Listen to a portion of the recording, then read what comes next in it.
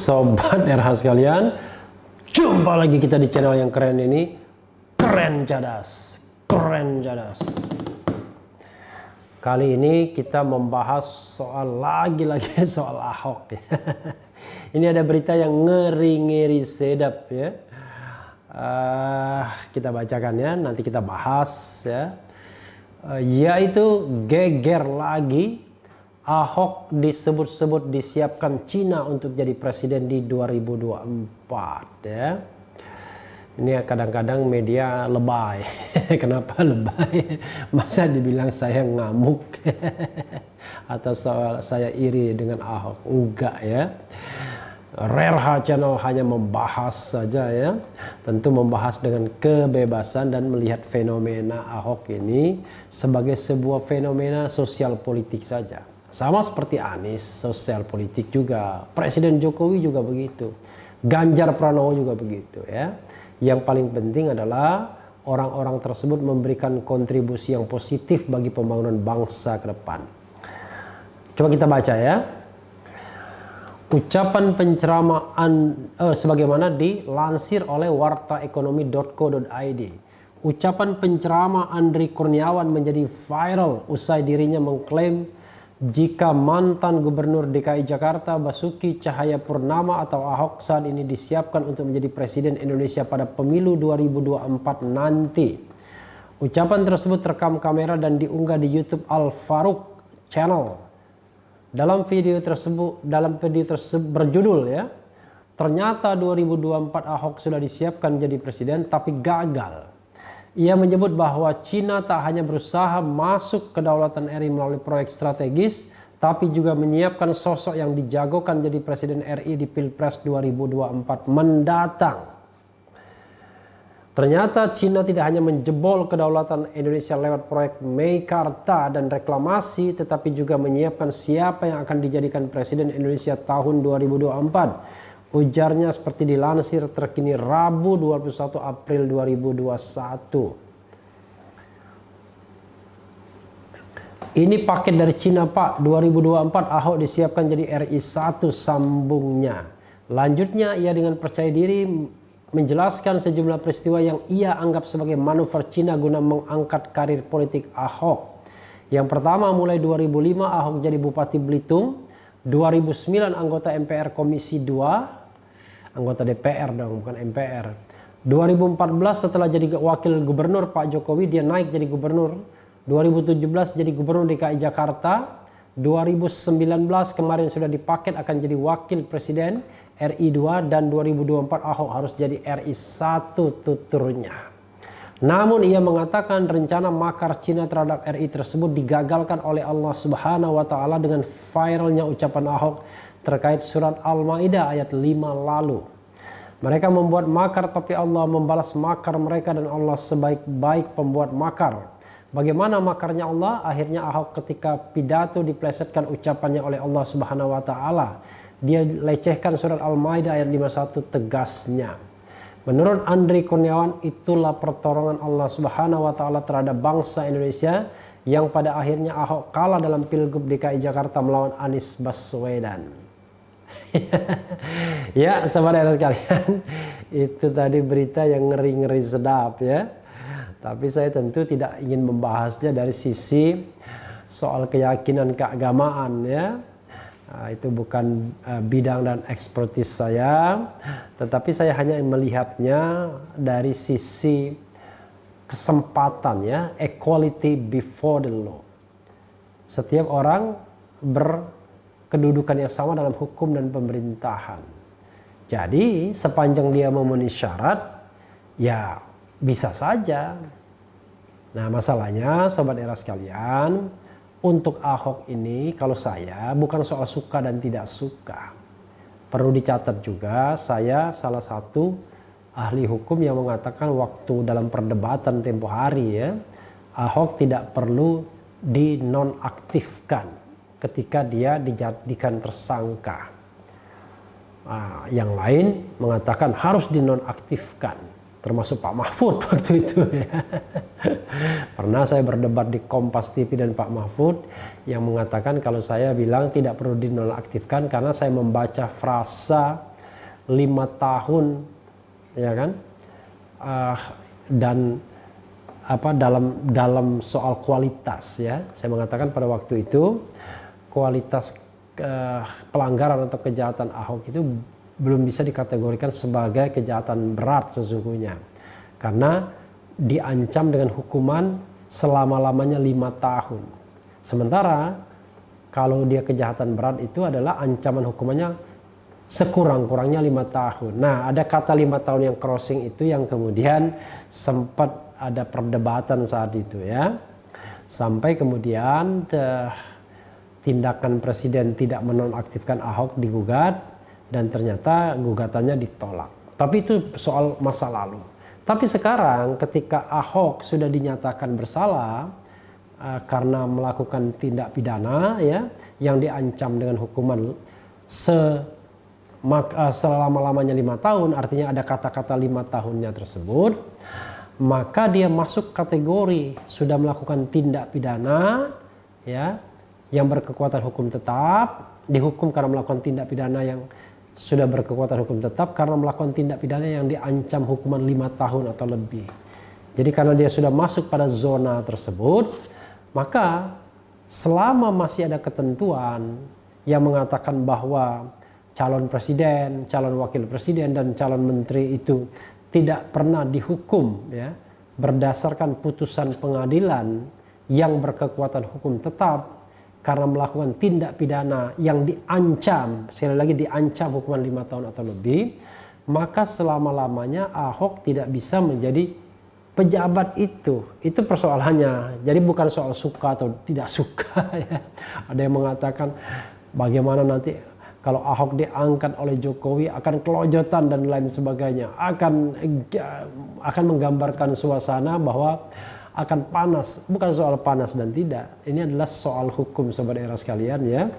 Karena Presiden Jokowi pun kalau melanggar itu dengan sengaja, ya, dan tanpa memperhatikan kaidah hukum yang ada, dan ketika aturannya belum berubah, ya dia bisa kena impeach, bisa kena makzul, ya, walaupun kalau kita bicara pemakzulan itu konstelasi politik, tapi paling tidak penggunaan hak angket bisa dilancarkan, walaupun sekali lagi konstelasi politik belum tentu ke sana. Tapi masa sih presiden mau melanggar hukum untuk mendemonstrasikan kekuatannya, ya?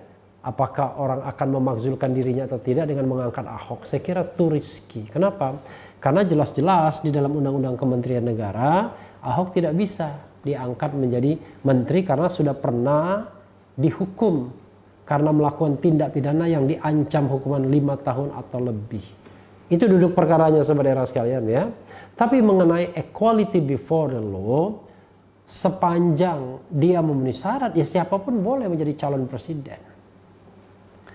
Jadi calon presiden itu yaitu syarat konstitusionalnya adalah warga negara Indonesia dan tidak pernah menjadi warga negara lain karena kehendaknya sendiri. Archandra Tahar nggak bisa jadi calon presiden karena pernah jadi warga negara Amerika Serikat dengan kehendaknya sendiri. Yang tidak dengan kehendaknya sendiri anak yang lahir di Amerika, ya. Jadi ketika dia tidak katakanlah menyatakan dengan tegas bahwa dia membuang kewarganegaraan Amerika Serikatnya, maka dia dianggap berwarga negara ganda karena dia misalnya masih tercatat sebagai warga negara Amerika Serikat karena Amerika Serikat menganut azas ius soli. Ya, sebagaimana kemarin, ya, ada bupati yang menang tapi sepertinya kewarganegaraannya tidak didapat melalui proses kelahiran, tapi sepertinya proses naturalisasi karena sejak 2017 dia memegang paspor. Tapi bisa jadi, it could be possible, saya tidak tahu persis informasinya. Jangan-jangan dia pernah lahir di Amerika Serikat dan ketika ke Amerika dia mengurus paspor Amerika Serikat. Sering orang begitu. Jadi saya ada teman misalnya sudah puluhan tahun di sini, sudah punya anak yang besar, tiba-tiba dia pulang ke Amerika dan ternyata dia masih bisa mengurus paspornya untuk mengambil atau mengklaim kembali kewarganegaraan Amerika Serikatnya. Dan Amerika Serikat tidak berkeberatan orang berkewarganegaraan ganda. Yang tidak boleh adalah Indonesia. Jadi once orang berkewarganegaraan asing, maka orang itu akan kehilangan kewarganegaraan Indonesia. Itu syarat pertama. Syarat kedua, mampu secara jasmani dan rohani, ya, untuk menjadi presiden dan wakil presiden. Yang ketiga adalah tidak pernah mengkhianati negara. Jadi itu saja syarat presiden di konstitusi. Lalu ada syarat usia 40 tahun misalnya pada saat pendaftaran dan lain sebagainya yang itu merupakan tambahan syarat di undang-undang. Nah, sepanjang orang itu memenuhi syarat, why not? Silahkan saja. Dan yang paling penting adalah ada partai politik yang mengajukannya sebagai calon.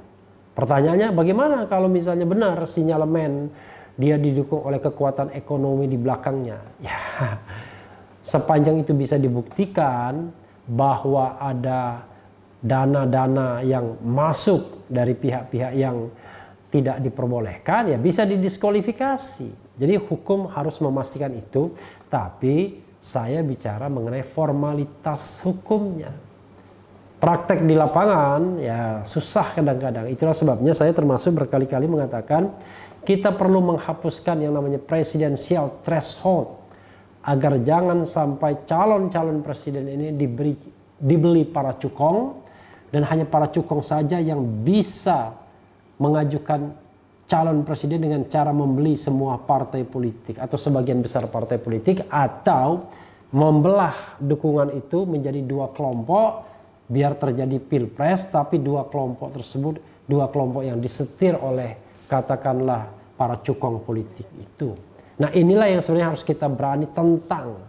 Sayangnya Presiden Jokowi bergeming soal ini, tidak mau memikirkan soal ini dengan menutup pintu pembahasan undang-undang pemilu, termasuk juga dalam hal ini presidential threshold yang tercantum di dalam pasal 222, triple 2. Jadi sahabat era sekalian, instead of ketimbang kita melarang orang per orang menjadi calon pemimpin dan dia sebenarnya memenuhi syarat sepanjang tadi ya ketentuan pernah dihukum dengan ancaman hukuman 5 tahun atau lebih itu dihilangkan misalnya, ya siapapun bisa menjadi calon presiden. Yang paling penting adalah ciptakan arena yang fair, yang open, yang terbuka, agar calon-calon pemimpin itu bisa berkontestasi secara fair dan dipilih pula secara jurdil, bukan dengan misalnya penggunaan fasilitas publik, menggunakan state apparatus atau aparatur negara dan lain sebagainya. Nah,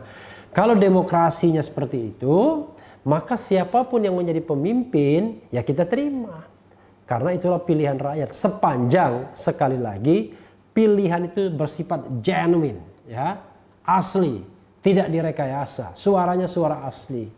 Jadi concern demokrasinya di sana sobat era sekalian, bukan memang memperkarakan bagaimana latar belakang agama dan lain sebagainya, latar belakang sosial politiknya. Itu adalah soal yang bisa menjadi pertimbangan pada pemilih, tapi tidak boleh dikampanyekan karena kita melarang kampanye yang berdasarkan sara, ya. Jadi silahkan mempertimbangkan pemimpin berdasarkan keyakinan masing-masing. Saya ingin pemimpin yang pandai, saya ingin pemimpin yang berasal dari suku mayoritas, dari agama mayoritas dan lain sebagainya misalnya. Itu adalah soal free choice, pilihan bebas pemilih. Tetapi dalam konteks pemilu di kita tidak boleh dikampanyekan, ya, karena itu berbau sara, ya, berbau sara. Tapi harus jelas juga, berbau sara dengan penilaian track record beda lagi, karena track record itu adalah menyangkut daftar riwayat hidup, dia ngapain saja. Sepanjang itu faktual dan valid, ya itu tidak boleh dilarang juga, ya. Tetapi kalau dia tidak faktual dan tidak valid, apalagi berisi fitnah, ya tentu tidak boleh. Sesungguhnya tidak sesederhana itu. Nanti kalau sudah di lapangan kita baru bisa exercise kasusnya ini tergolong boleh atau tidak dalam kampanye dan lain sebagainya, karena hukum itu bergerak tidak hanya on the paper, tapi tidak hanya law in a book, tapi juga law in action. Ya, sahabat era sekalian, sebelum saya mengakhiri ini, coba saya bacakan satu-satu ya. Apakah Bung Refli Harun dan kawan-kawan ada niat lagi untuk mengajukan presidential threshold? Tetap ada niat, sepanjang ada partai politik yang mau mengajukannya, ya. Misalnya partai politik yang terancam tidak bisa mengajukan calon karena tidak lolos parliamentary threshold, saya bersedia tetap, ya. Jelas kerja nyatanya yang penting hik, ya memang kalau kita bicara Ahok dan Anies, ya tergantung saja. Pendukung Ahok mengatakan Ahok nyata kerjanya, ya kira-kira begitu. Anies tidak jelas. Pendukung Anies terbalik, Anies gubernur terbaik, ini gubernur yang lain lagi dan lain sebagainya. Jadi itu soal dinamika politik yang akhirnya diserahkan kepada pemilih untuk memilih, ya. Kemudian sudah terlihat dari bagaimana Ahok saat ini sudah mulai dinaikkan berita yang baik-baiknya oleh siapa? Oleh mereka yang punya kepentingan demi tercapai impiannya. Ya, wajar-wajar saja, ya. Semangat puasanya para Epis, semoga aman terus sampai Lebaran walaupun enggak boleh mudik jauh karena COVID. Tapi kok nikahan Aurel Atta boleh rame-rame, itu beda lagi, ya. Kemudian apa lagi nih? You are still on bang, Refli, ya karena seharian saya belum on itu, ya. Oke. Ya betul, equal playing field adalah salah satu pilar demokrasi seperti dikemukakan oleh Valerie Bunch, ya. Kuliah Challenge of Hybrid Regime. Ya silakan saja, ya.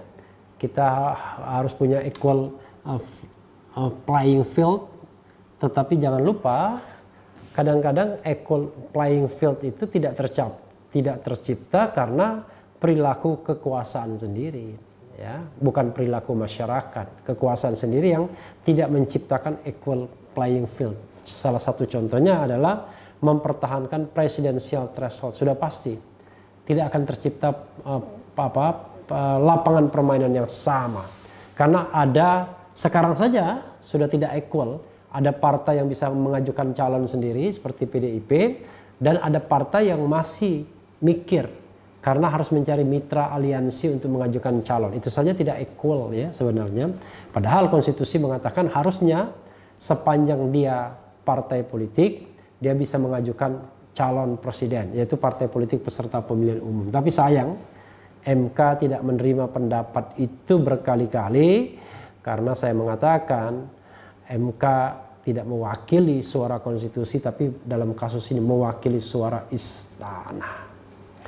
Sahabat daerah sekalian, itu saja, ya. Yang penting tetap di channel ini, karena di channel ini Anda akan dirayu, ditipu, direpotin, dicecar, diuber pula di jalur khusus. Karena channel ini adalah channel yang mengancam, memeras, dan membenci. Jangan lupa subscribe, like, comment, and share. Cia.